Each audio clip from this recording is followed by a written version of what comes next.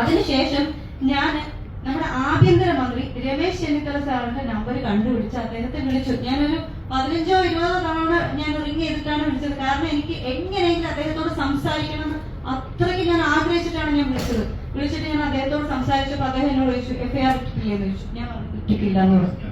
അപ്പൊ രമേശ് ചെന്നിത്തല സാർ പറഞ്ഞു ഞാൻ വിളിച്ച് സംസാരിക്കാം.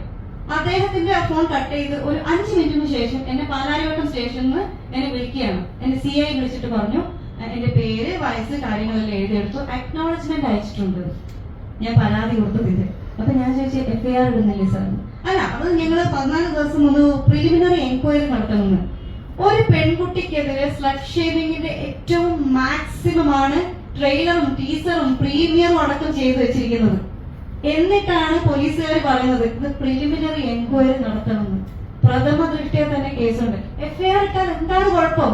FIR ഇട്ടിട്ട് കഴവില്ലെങ്കിൽ അത് കളയാലോ. പക്ഷെ പ്രിലിമിനറി എൻക്വയറി മാത്രമാക്കുന്നത് എങ്ങനെയാണെന്ന് എനിക്ക് മനസ്സിലായില്ല. ഒരു സ്റ്റേറ്റിന്റെ ആഭ്യന്തരമന്ത്രി വിളിച്ചു പറഞ്ഞിട്ട് പോലും FIR ഇടാൻ പറ്റാത്ത പോലീസ് സ്റ്റേഷനാണോ കേരളത്തിലുള്ളത്? അപ്പൊ നമ്മൾ ആലോചിക്കേണ്ടിയിരിക്കുന്നു, കേരളത്തിലുള്ള പോലീസ് സ്റ്റേഷനുകൾ എല്ലാം ഇങ്ങനെയാണോ ഇങ്ങനെയല്ലേ എന്ന് നമ്മൾ തീർച്ചയായിട്ടും അറിയണം. ഓപ്പറേഷൻ തൂഫാൻ നടക്കുന്നുണ്ട്. എനിക്ക് ആഭ്യന്തരമന്ത്രിയോടുള്ള റിക്വസ്റ്റ് ആണ്, ഓപ്പറേഷൻ തൂഫാനോടൊപ്പം തന്നെ ചെയ്യേണ്ട ഒരു പ്രധാന കാര്യമാണ് സാധാരണക്കാര് പോലീസ് സ്റ്റേഷനിൽ പരാതിയുമായിട്ട് വരുന്ന സമയത്ത് ആ പരാതി എടുക്കുന്നുണ്ടോ, അല്ലെങ്കിൽ പരാതിക്കാർക്ക് സ്വാധീനവും പണവും ഒന്നും ഇല്ലാന്നുണ്ടെങ്കിൽ അവരുടെ പരാതി എടുക്കില്ലേ?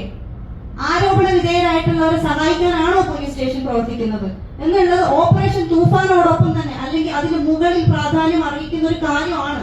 അത് തീർച്ചയായിട്ടും ആഭ്യന്തരമന്ത്രി തീർച്ചയായിട്ടും ശ്രദ്ധിക്കേണ്ട കാര്യമാണ്. ഓപ്പറേഷൻ തൂഫാനോടൊപ്പം എല്ലാ പോലീസ്